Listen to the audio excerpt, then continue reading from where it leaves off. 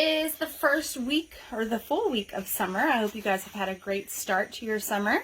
Today in our series, we're going to be wrapping up our farm to plate and doing my favorite part of the class, making a smoothie. So we're going to be talking about all the ingredients we're going to put in it. You can put really anything that you want to put into it. And we're going to talk about some safety procedures.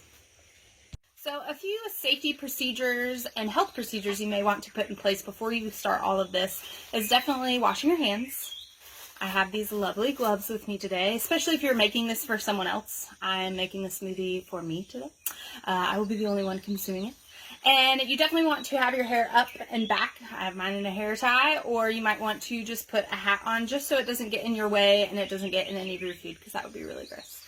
If you have anything beforehand that needs to be cut, make sure you have either an adult with you to supervise that or have adult permission before you cut anything. I do not have anything that needs to be cut because we are putting it in a blender and this is going to chop it up itself. But if you had like a melon, like watermelon or honeydew, or if you had a banana or an apple that you wanted to cut up beforehand.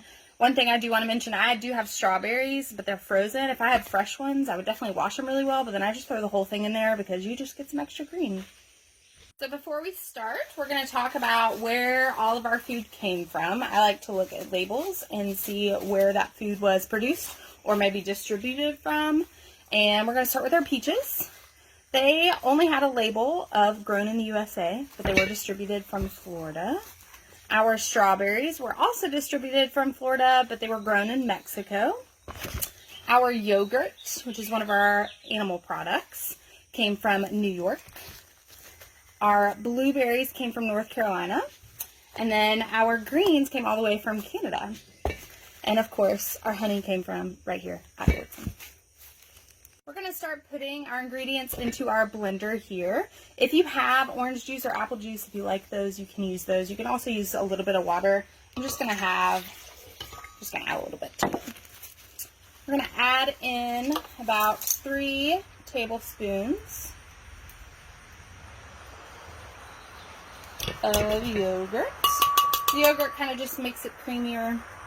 If you've ever had one from a restaurant or like a Smoothie King, they're probably adding some sort of milk product to make it taste creamy.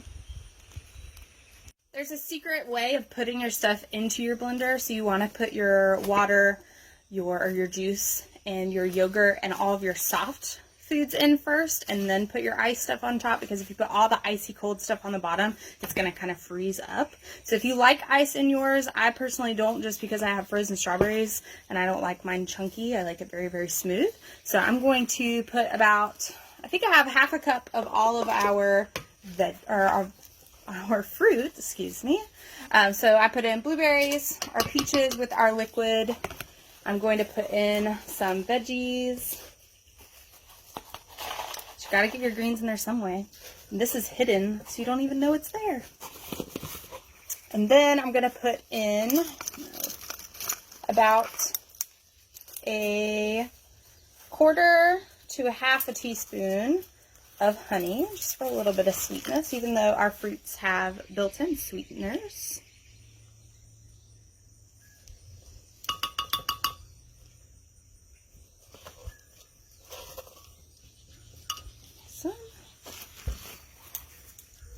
And then I'm going to put in our frozen strawberries.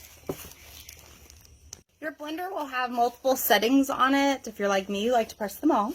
But they have an off button, a milkshake or easy clean button. There is a puree smoothie button, which is probably what we're going to use today. There's a dice chop salsa button and a crush ice. So I'm going to spare you the sounds of this blender. I'm going to put it elsewhere, blend it, and I'm going to come talk to you about why we freeze and preserve things. So while our smoothie is blending, which it looks delicious, you can't even see the greens. It's magic. I'm going to show you some things that I have in my freezer and in my pantry. So I have 2 things that were frozen, so I can just pull them out of the freezer if I want any of them and it's not seasoned. So I have some pecan halves, or pecan halves, wherever you're from. Pecan. And I also have a bag of blueberries that I went and picked myself. There are lots of places that you can go pick and just pick on your own and buy them. And then I freeze them because I love a smoothie. I like to have one a couple of times a week just to treat myself. And it's really awesome when you can be like, hey, I went and picked those. And you know that they're fresh and you know where they came from, which is really awesome.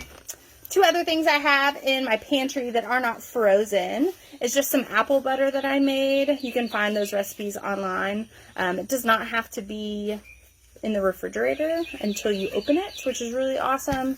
And the same with this of pickled okra. I love okra.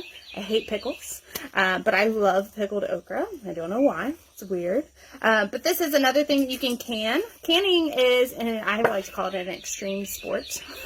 I like to do it with my grandparents, someone who has a lot of experience because it can be a little dangerous. But the really cool thing about canning is that you can make the item and then you can just store it in your pantry. It does not have to be in the refrigerator until you open it for most things.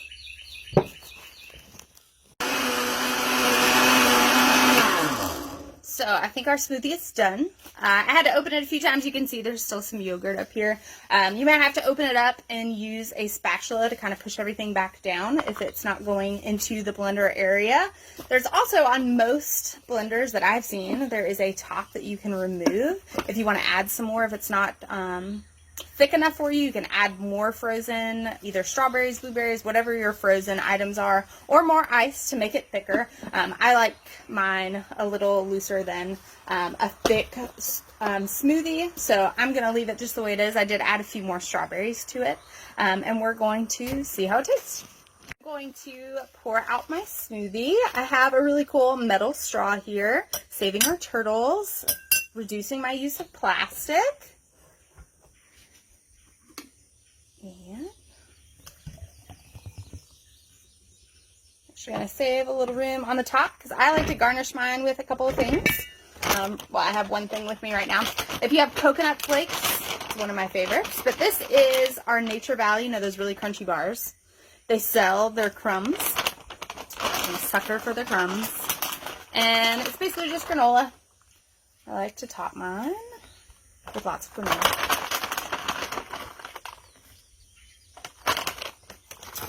You could also put a fruit like a blueberry or strawberry on the side if you wanted to garnish it. But there it is. Can't even tell there's greens in it.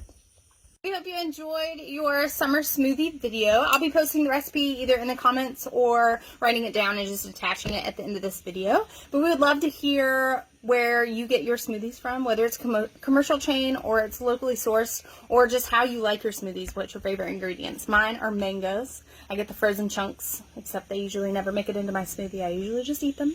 But that's my favorite ingredient to put into a smoothie. We look forward to seeing you guys at the end of July. We're going to have a DIY tie-dye activity, and we are going to be using just the regular old tie-dye that you can buy at a store, and then I'm going to do some research on some natural dyes, which will be really interesting. So look forward to that at the end of July. But until then, you can check into all of the other centers and the videos that they're posting once a week. And if you haven't caught up on all the centers videos, go check them out. We hope you're having a great summer.